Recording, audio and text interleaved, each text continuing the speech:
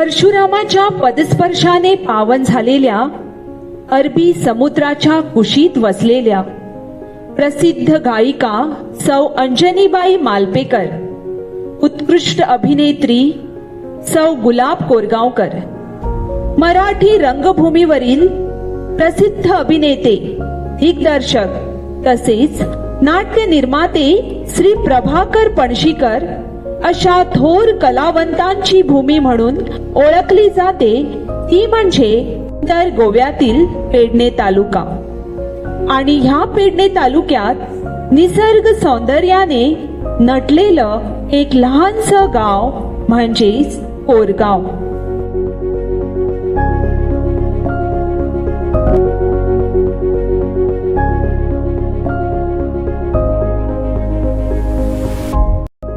ह्या गावात श्री कमळेश्वर तसेच श्री भूमिका अशी प्रसिद्ध पुरातन मंदिरे आहेत.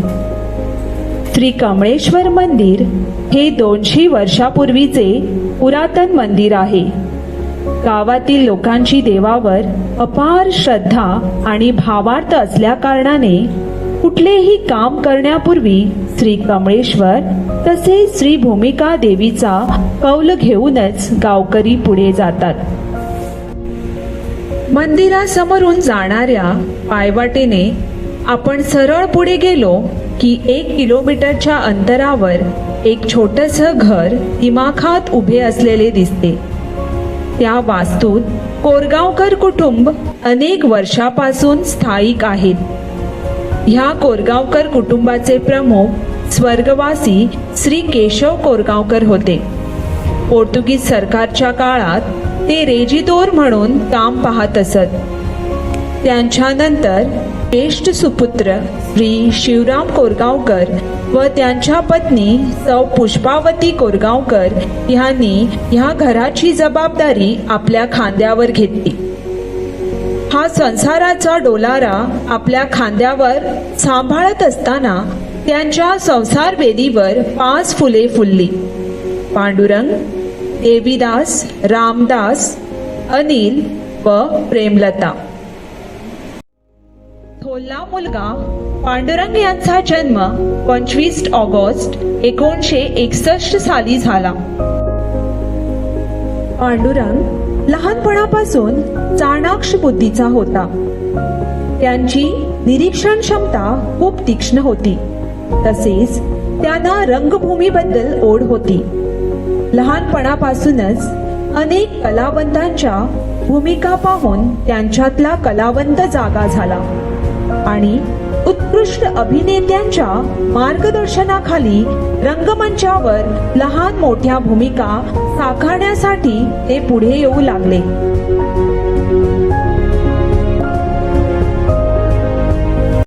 कुटुंबाचा उदरनिर्वाह करण्यासाठी त्यांचे वडील पारंपरिक न्हावी व्यवसाय चालवत होते. घरातील परिस्थिती गरिबीची असल्या कारणाने थोरला मुलगा पांडुरंग ह्यांना आपले शिक्षण अर्ध्यावर सोडावे लागले. शिक्षणाची आवड असतानाही त्यांना घरच्या गरिबीमुळे पुढे शिक्षण घेता आले नाही. म्हणून आपल्या कुटुंबाला हातभार लावण्यासाठी त्यांनी नोकरी करण्याचा निर्णय घेतला. अपयश ही यशाची पहिली पायरी असते.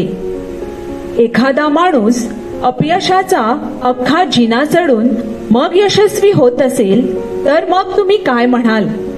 आणि हेच नेमकं पांडुरंग सरांच्या बाबतीत घडलं. 1982 साली नोकरीच्या शोधात ते वास्कोत आले. कुठलीही नोकरी करण्याची त्यांची तयारी असल्या कारणाने एका हॉटेलात त्यांनी वेटरची नोकरी पत्करली. नंतर काही दिवसांनी त्यांना वाडेनगर शाळेत शिपायाची नोकरी मिळाली. ही नोकरी करत असताना त्यांना एका भाड्याच्या खोलीत राहावं लागलं. त्यावेळी त्यांना पगार सुद्धा वेळोवेळी मिळत नव्हता. त्यामुळे घरच्यांच्या मूलभूत गरजा भागविणे त्यांना कठीण होऊ लागले.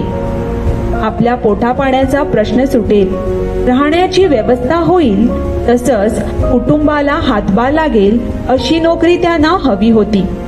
आणि म्हणून त्यांनी आपला पारंपरिक व्यवसाय सुरू करण्याचे ठरविले. त्यासाठी त्यांनी एक दुकान भाड्याने चालवण्यासाठी घेतले. ह्या पैशातून ते दुकानाचे भाडे तसेच उरलेली रक्कम घरी पोचवू लागले. आठवतात ते दिवस जेव्हा पारंपरिक धंदा सुरू असतानाच त्यांना एक घनिष्ठ मित्र मिळाला व त्यांच्यामुळे सरांच्या जीवनाला एक कलाटणी मिळाली. ही कलाटणी देणारे सरांचे मित्र होते माजी सभापती श्री सायमन डिसोझा. श्री सायमन डिसोझा यांनी पांडुरंग सरांना मुरगाव पत्तन्यास येथे कायमस्वरूपी नोकरी मिळण्यासाठी मदत केली. सुसंस्कृत माणसाची संगत आणि यशस्वी लोकांचे मार्गदर्शन आपल्या जीवनात नक्कीच चांगले बदल घडवू शकतात. शिक्षक विष्णू कुंभार यांच्या प्रेरणेने सरांच्या आयुष्याला एक वेगळीच कलाटणी मिळाली. सन 1987 साली दाबोळी येथे एका छोट्याशा भाड्याच्या खोलीत अगदी 7 मुले घेऊन शाळा सुरू करण्याचे धैर्य सरांनी दाखविले. हे कुणा सामान्य माणसाला जमले नसते. शाळेचे नाव ठेवले गेले केशव स्मृती शाळा. असं म्हणतात की प्रत्येक पुरुषाच्या यशामागे स्त्रीचा हात असतो. तसेच सरांच्या बाबतीत घडले. सन 1989 साली सरांच्या आयुष्यात सहचारिणी म्हणून सौ सुषमा गावठणकर यांच्या रूपाने सरस्वतीने प्रवेश केला, ज्यामुळे शाळेचे इंजिन प्रगतीच्या दिशेने धावू लागले. तदनंतर सन 1990 मध्ये शाळेला इयत्ता पहिलीसाठी प्रथम मान्यता मिळाली. सौ राजेश्री जाधव व ज्येष्ठ शिक्षिका सौ मंदाकिनी कुंभार या शाळेच्या कामासाठी स्वतःला झोकून दिले. त्यानंतर सन 1994 मध्ये इयत्ता 5वी साठी मान्यता मिळाली आणि अशा तऱ्हेने शाळेचे वर्ग पूर्ववत सुरू झाले. सरांचं स्वप्न साकार करण्यासाठी अनेक मित्रांनी त्यांना हातभार लावला. त्यापैकी एक म्हणजे शाळेच्या उपमुख्याध्यापिका सौ राजेश्री जाधव यांचे पिता स्वर्गीय श्री जगप्पा पवार सर. शाळेची धुरा सांभाळत असताना एक दुर्दैवी घटना सरांच्या आयुष्यात घडली. 6 खोल्यांची उभी केलेली शाळा विरोधकांनी जमीनदोस्त केली. एक भितांडही उभी नव्हती. होता तो फक्त मातीचा ढिगारा. हे भयानक दृश्य पाहून सर कोलमडले, ओक्सापोक्षी रडू लागले. आता पुन्हा इथे शाळा होणे शक्य नाही विचार करून त्याचं डोकं बधीर होऊन गेलं. त्याच वेळी मॅडम त्यांच्या सोबत होत्या. त्यांनी सरांना धीर दिला की जोपर्यंत ध्येय प्राप्त होत नाही तोपर्यंत धीर सोडायचा नाही आणि जोपर्यंत यश प्राप्त होत नाही तोपर्यंत थांबायचं नाही. पत्नीच्या रूपात त्यांना एक आशेचा किरण दिसला. पुन्हा नव्या जोमाने ते कामाला लागले. शाळा पूर्ववत करण्यास वेळ तर लागणारच, पण सरांनी हार मानली नाही. शिक्षण क्षेत्राच्या संबंधित अनेक लोकांना सर भेटत, त्यांच्याशी सल्लामसलत करत अनेक मान्यवरांकडून सरांनी शाळेसाठी प्रकल्प घेतले. कुणी आपण होऊन शाळेसाठी दान दिले आणि अशा तऱ्हेने पुन्हा शाळेचे वर्ग पूर्ववत सुरू झाले. मित्र हो, हरण्याची पर्वा कधी केलीच नाही, जिंकण्याचा मोहही केला नाही. नशिबात असेल ते मिळेलच, पण प्रयत्न करणे मी सोडणार नाही ही व्याख्या मनात ठरवून सरांनी सन 1994 साली 5वीचा वर्ग सुरू केला आणि सरकारकडून मान्यताही मिळवली. पुढे हेच विद्यार्थी 8वीला पोचले.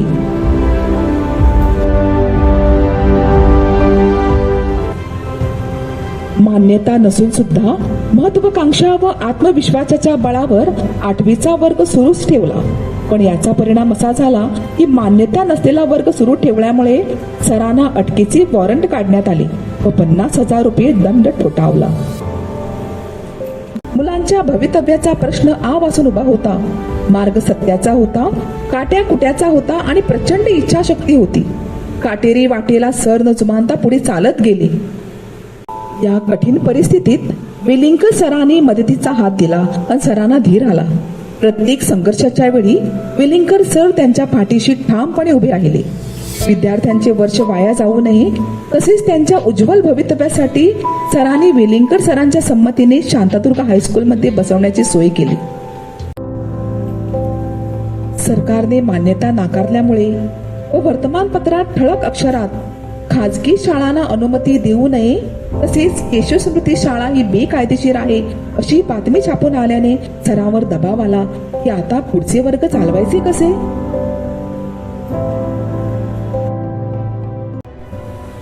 काही कराल त्यात सातत्य ठेवलं तर तुम्हाला जिंकण्यापासून कोणीही रोखू शकणार नाही अशी वृत्ती असलेले कोरगावकर सर सरकारच्या आदेशाला न जुमानता उच्च न्यायालयापर्यंत पोहोचले. त्यांनी सरकारच्या आदेशाला हायकोर्टात आव्हान दिले खरे, पण इथे मात्र त्यानं नशिबाने दगा दिला आणि सरांच्या पदरी निराशा पडली. पण यशाची धुंदी त्यांना पुढे घेऊन जात होती. या धुंदीतच त्याने सुप्रीम कोर्टाचा दरवाजा ठोठावला. ना राहण्याची सोय ना पोटा पाण्याची सुविधा. एक क्षण महत्वाचा होता. न्यायालय कोणता निर्णय देतात या विचारात सर गुरफटून गेले.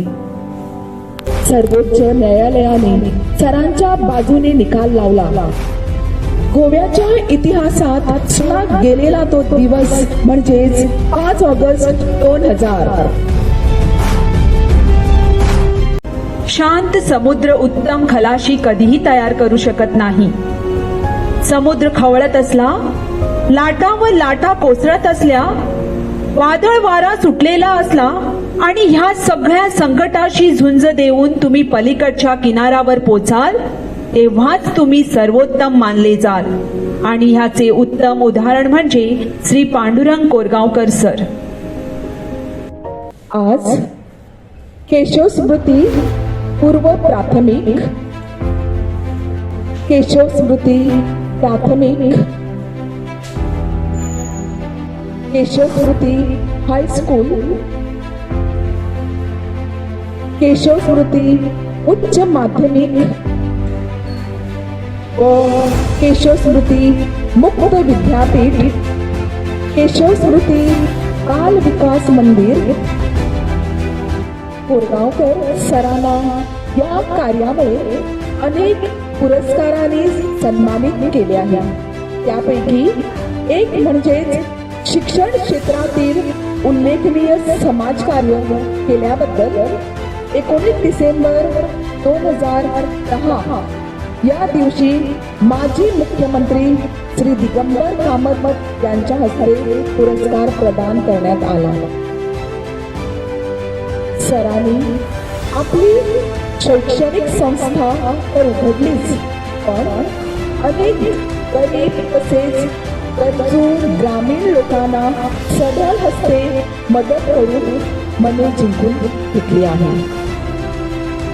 आपल्या या अथक परिश्रमात साथ देणारे व शाळेचा डोलारा सांभाळणारे मजबूत खांब म्हणजे शाळेच्या मुख्याध्यापिका सौ सुषमा कोरगावकर, उपमुख्याध्यापिका सौ राजेश्री जाधव, ज्येष्ठ शिक्षिका सौ मंदाकिनी कुंभार, सौ रोजारिया रिबेलो व सौ कल्पना फळदेसाई या सर्वांचे केशव स्मृती परिवार सदैव ऋणी राहील.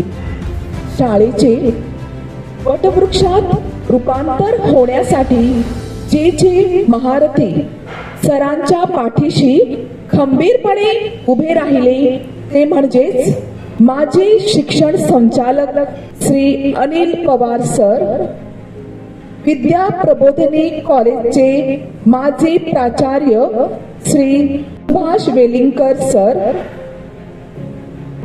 माजी शिक्षण संचालक श्री गजानन भट सर, माझे शिक्षक संचालक श्री संतोष आमोणकर सर, तसेच गोवा बोर्डाचे अध्यक्ष श्री भगीरथ शेट्ये सर, आपल्या या अथक परिश्रमाला केशव स्मृती परिवाराकडून कोटी कोटी वंदन.